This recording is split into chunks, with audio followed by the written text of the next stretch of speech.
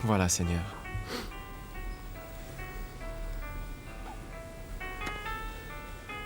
Je t'ai jamais parlé aussi ouvertement. J'avais honte, tu comprends?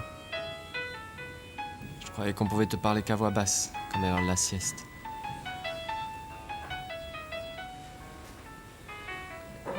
Et tu vois, force de ne pas vouloir te crier dans les oreilles, peut-être bien que j'ai parlé trop bas.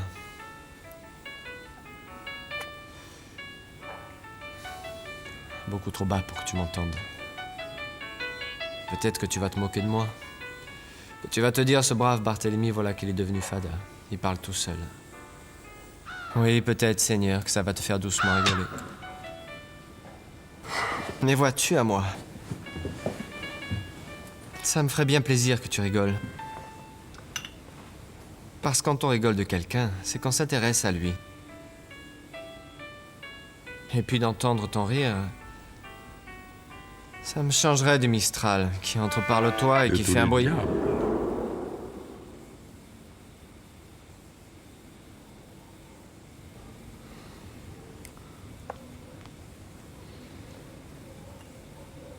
J'ai l'air ridicule, Seigneur. Mais j'en peux plus. Je suis fatigué. J'ai plus d'argent pour la paroisse.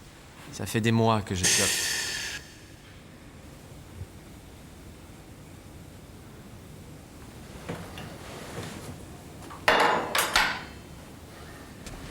Cette nuit, je me suis fait la réflexion qu'autrefois, les églises de Provence étaient pleines de monde.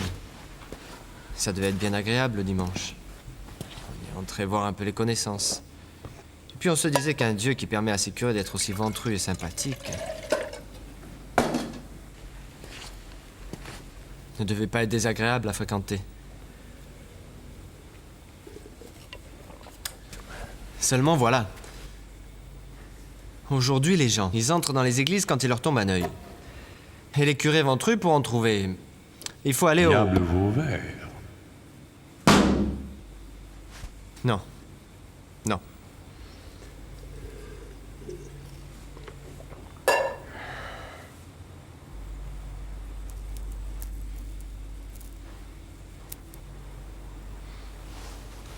Si j'étais toi, te fâche pas, Seigneur. C'est juste une façon de parler.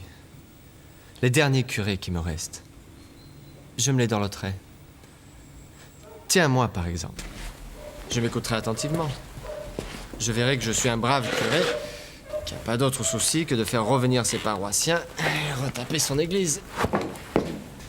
Je me laisserai aller un petit miracle, histoire de pas me laisser me décourager.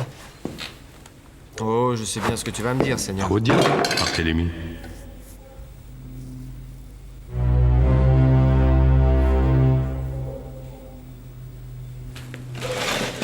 Écoute, Seigneur, je viens de passer la nuit entière dans la colline à prier à genoux. J'ai prié si longtemps que ce matin, il y avait un lapin des romarins qui s'était fait enterrer entre mes jambes. Alors je me dis que si tu peux pas me parler, tu pourrais peut-être me faire un signe. Je te dis trop de choses, Barthélemy. Ou m'envoyer un messager. Alors tu vois bien qu'il n'y a personne pour te répondre. Enfin quelque chose, quoi. Bestias, puisque je te dis qu'il n'y a personne. Bon, d'accord. Qui me parle? Celui qui te répond quand l'autre ne répond pas. Celui qui est là pour remplir les silences de l'autre. Et qui ne résiste pas quand il renifle la chair fraîche d'un pauvre curé désemparé. Oh, Seigneur Dieu, manquait plus que lui. Je vois que tu es content de me voir, Barthélemy. Alors, à toi aussi, il te manque. Ah, c'est pas à toi que je m'adresse. Seigneur, m'as-tu abandonné? Mais tête d'ail, tu ne comprends donc pas. Il n'y a plus personne là-haut pour te répondre. Il s'est tu. Il nous a abandonnés, oui. Toi comme moi. Je ne t'écoute pas. Je ne t'écoute pas. Va des rétros, Satanas. Ne te fatigue pas, il y a bien longtemps que je ne comprends plus le latin. Et le signe de croix ne me fait plus aucun effet. Écoute-moi, Barthélemy. Alors, lui ne veut pas t'écouter, toi tu ne veux pas m'écouter, les enfants n'ont plus peur de moi, et je sers à quoi, moi, maintenant? Attendez. C'est sûr que... Ça t'étonne? Tu sais, je fais encore un peu le malin parce que c'est dans ma nature, mais le cœur n'y est plus. Cela me désole autant que toi, ces bancs d'église vides, et ces tuiles de la sacristie qui sautent au coup du Mistral comme des filles de petite vertu. Moi aussi, j'aimerais bien entendre de nouveau sa voix. On s'amusait bien autrefois tous les deux. Vas-y que je te vole une âme, vas-y que je t'en reprends une. Tandis que maintenant... Ah, si tu savais combien l'éternité paraît longue quand on s'ennuie. Oui. Ne me cherche pas. Je suis là. D'accord. Pourquoi aurais-tu peur de ces silences? Je suis comme Judas, Barthélemy, victime de la volonté céleste. Bien sûr. Réfléchis bien, Barthélemy. Réfléchis. On ne m'a pas donné le choix. Il a fallu qu'un énergumène croque la pomme pour qu'on me charge de tous les maux de la terre. D'accord. Il n'y a pas d'ombre sans lumière.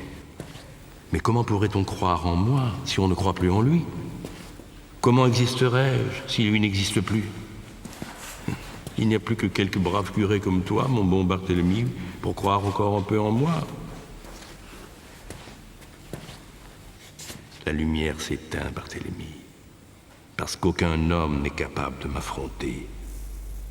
Et bientôt, je ne serai plus qu'un mauvais souvenir. Allons bon. Je suis fatigué d'exister, Barthélemy. Je suis venu te dire adieu. Dans un instant, je vais disparaître. Je vais me dissoudre dans les terres. Et tu n'entendras plus parler de moi. S'ils ne croient plus en toi, ils ne croiront plus en lui.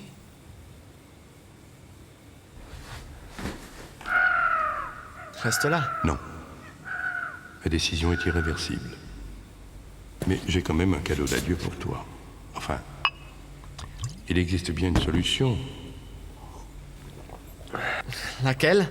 Si je m'en vais, la place est vacante. Et si personne ne me remplace, ton église est définitivement condamnée. Prends ma place. Réfléchis. Juste le temps de ramener tes paroissiens sur le droit chemin. Fais-leur peur, évoque-leur les flammes de l'enfer, les fourches, les charbons ardents et tutti quanti. Et c'est bien le diable si après ça il n'accourt pas dans ta chapelle. Oh Seigneur, je le sais bien, tes voix sont impénétrables.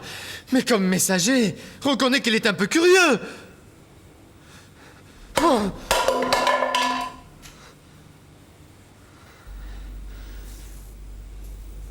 Et puis comment serais-je crédible en diable?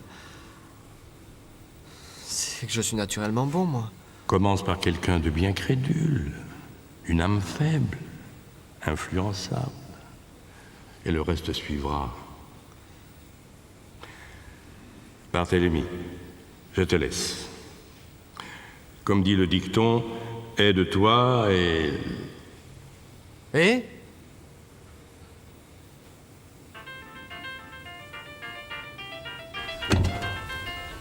Quelqu'un de crédule? Mais qui?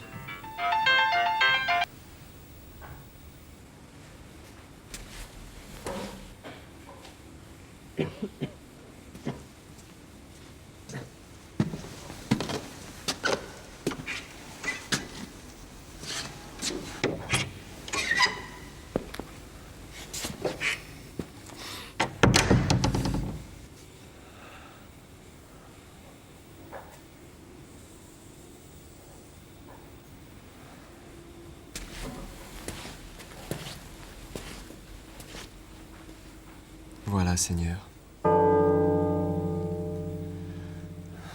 Je sais pas trop par où commencer.